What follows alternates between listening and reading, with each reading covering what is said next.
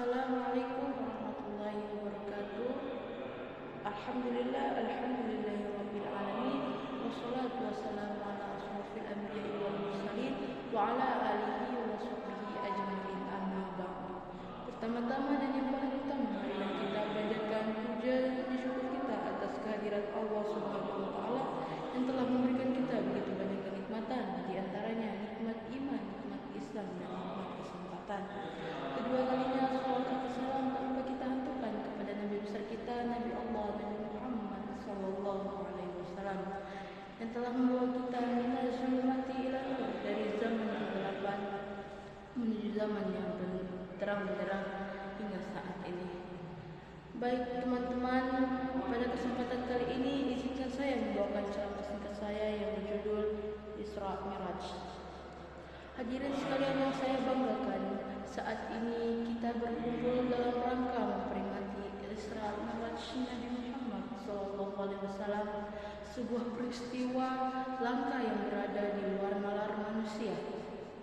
Firman Allah Subhanahu wa taala dalam surah Al-Isra ayat 1 yang berbunyi, A'udzubillahi minasyaitonirrajim, Bismillahirrahmanirrahim.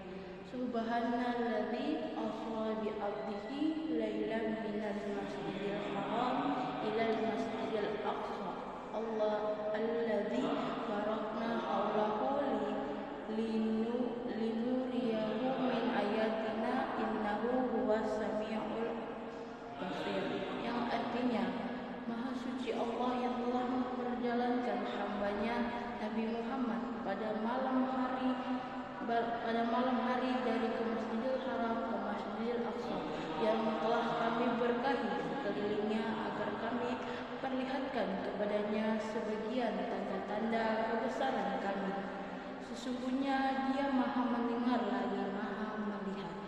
Quran Surat Al-Isra ayat 1. Kemudian juga diikuti surah An-Najm ayat 13 sampai dengan 18 yang artinya, dan sesungguhnya Muhammad telah melihat Jibril itu dalam rupanya yang asli pada waktu yang lain di Sidratul Muntaha. Di dekatnya ada surga tempat tinggal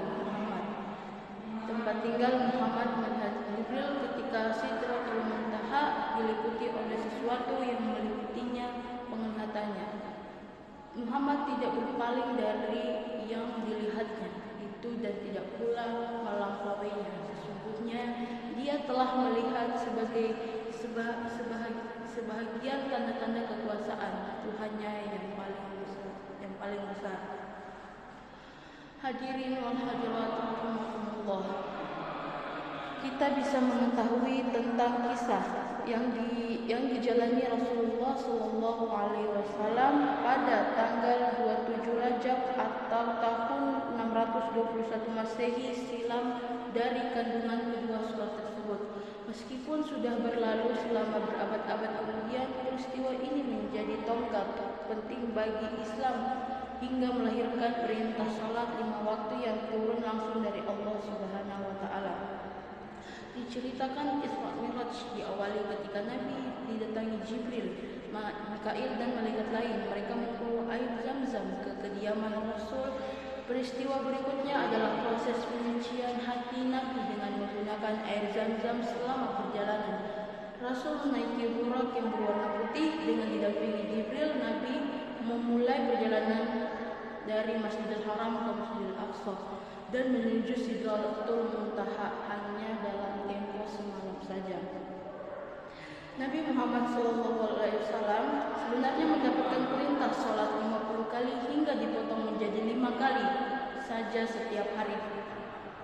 Teman-teman yang dirahmati Allah, sebagian umat Islam selayaknya kita memperingati peristiwa Isra Miraj Nabi Muhammad SAW tidak hanya berupa acara, namun juga senantiasa dapat mengambil segala hikmah dari kejadian langka tersebut. Isra Miraj telah memberikan ketentuan terkait sholat wajib 5 waktu. Oleh karena itu, marilah kita jalankan perintah Allah ini dengan sebaik-baiknya. Langkah yang bisa dilakukan ialah dengan tetap menjaga sholat setiap hari dan tepat waktu sampai kelak meninggal dunia. Selain itu, Isra Mi'raj juga memberikan pesan keimanan melalui sebuah peristiwa yang berada di luar akal manusia. Kita diuji untuk mempercayai kejadian langka tersebut. Setiap muslim wajib meyakini perjalanan yang hanya terjadi semalam hingga semakin meningkatkan iman dan takwa kepada Allah.